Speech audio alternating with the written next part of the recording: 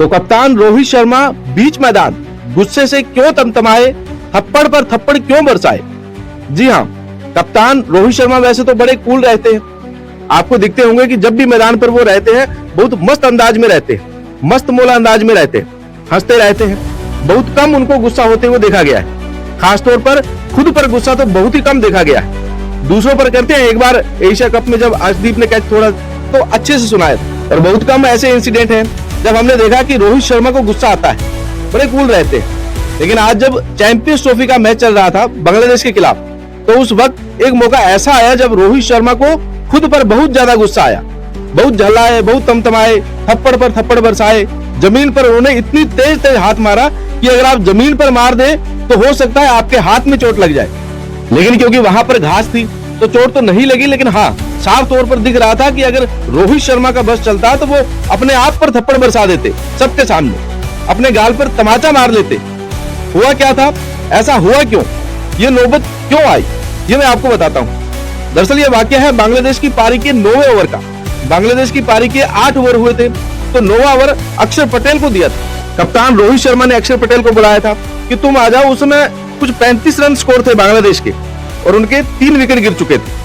ऐसे में अक्षर पटेल आते हैं, ओवर की दूसरी गेंद पर वो सेट तानजीद हसन को आउट कर देते हैं। उसके बाद उनकी अगली ही गेंद पर, पहली गेंद पर मुशफिकुर रहीम आउट हो जाते हैं, यानी बैक टू बैक 2 गेंदों पर 2 विकेट।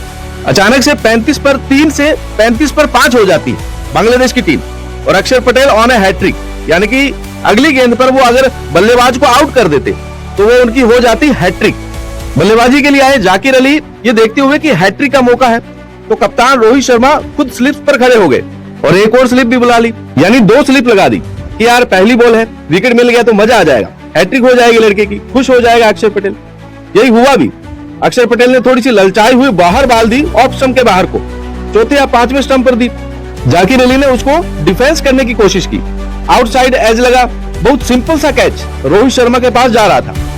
सब एकदम खुश हो गए कि यार बड़ा सिंपल सा कैच है, हैट्रिक हो गई। लेकिन अचानक से सबने देखा कि रोहित शर्मा से वो कैच छूट गया।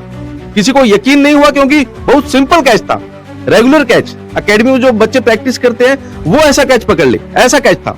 स्लो बॉल थी, बल्ले से लगी, सीधी जा रही थी, कोई टफ कैच नहीं था, बिल्कुल पास में था, गोदी में कैच था। रोहित को बस अपने बाएं तरफ थोड़ा सा जाके कैच लेना था, सिंपल। और वो रोहित शर्मा जो बड़े बड़े अच्छे अच्छे कैच ले चुके हैं, उनके लिए तो वो इंग्लिश में बोलते हैं ना डोली कैच था।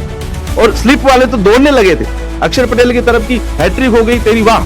लेकिन अचानक से देखा, अरे रोहित शर्मा कैच ड्रॉप कर दिया।